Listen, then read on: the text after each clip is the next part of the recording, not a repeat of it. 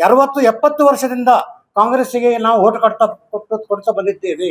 ಆದರೆ ಇವತ್ತು ನಮ್ಮ ಜನಸಂಖ್ಯೆ ಆಧಾರದ ಮೇಲಿಲ್ಲ, ನಮ್ಮ ಜನರಲ್ಲಿ ಯಾರಿಗೊಬ್ಬರ ಕೊಡ್ರಿ ನೀವು ನಮ್ಮ ಓಟ್ ಕೊಡ್ರಿ ಅಂತ ಕೇಳಿದೀವಿ. ಏನು ತಪ್ಪಿದೆ ಇದರಲ್ಲಿ?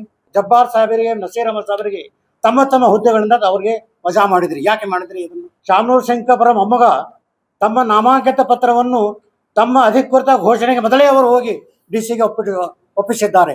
ಇದು ಅಶಿಸ್ತು ಅಲ್ಲವೇ? ಇದು ಶಿವಮೊಗ್ಗದಲ್ಲಿ ಕಾಂಗ್ರೆಸ್ ಪಾರ್ಟಿ ಅಗೇನ್ಸ್ಟ್ ಆಗಿ ಮಾತಾಡಿದ್ರು. ಇದು ಅಶಿಸ್ತಿನ ಕರ್ಮವಲ್ಲವೇ?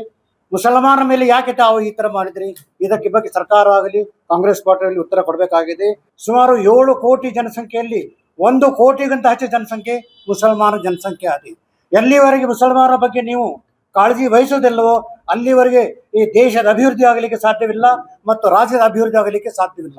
ಮುಸಲ್ಮಾನರ ಬಗ್ಗೆ ಹೇಳ್ಬೇಕಂದ್ರೆ ಈ ಪ್ಲಾಸ್ಟಿಕ್ ಪೈಪ್ ಆಗ್ಯಾವ. ನಾವು ಎಲ್ಲರಿಗೂ ನೀರು ಹೋಗ್ತದ ಪೈಪ್ನ ಒಳಗಿಂದನೆ, ಎಲ್ಲರಿಗೂ ಲಾಭ ಆಗ್ತದ. ಆದ್ರೆ ನಮಗೆ ಆ ಪೈಪಿಗೆ ಏನು ಸಿಗಂಗಿಲ್ಲ. ಅದು ಹೆಂಗೆ ಒಣದಿರ್ತದ ಹಂಗೆ ಇರ್ತದ. ಮುಸಲ್ಮಾನರ ಪರಿಸ್ಥಿತಿ ಇಂಥದ್ದಾಗ್ಯದ. ಈಗ ಅಧಿಕಾರಕ್ಕೆ ಬಂದ ನಂತರ 3 ವರ್ಷ ಆದ್ರೂ ಕೂಡ ಸಮಸ್ಯೆಗಳಾಗಿವೆ ಉಳಿದಿವೆ. ಆದಷ್ಟು ನೀವು ಅಧಿಕಾರದಲ್ಲಿ ಇರುವವರೆಗೇನೆ ನಮ್ಗೇನು ವಾಗ್ದಾನ ಮಾಡಿದ್ರಿ, ನೀವು ಪ್ರಣಾಳಿಕೆಯಲ್ಲಿ ಏನೇ ಸೇರಿಸಿದ್ರಿ ಅವೆಲ್ಲ ಪೂರ್ತಿಗೊಳಿಸಬೇಕು. जनाब नसीर अहमद खान साहब और फिर जनाब अब्दुल जब्बार साहब, इनके सिलसिले में जो बातें कही जा रही हैं, जो बेसबूत बातें हैं, और न ही ये डिसिप्लिनरी कमेटी के पास इसको भेजा गया और न ही इसकी जांच पड़ताली गई। आनंद फानंद में रातों रात ये फैसले किए गए और उनको पार्टी से सुपुर्दोश किया गया, उनको सस्पेंड किया गया।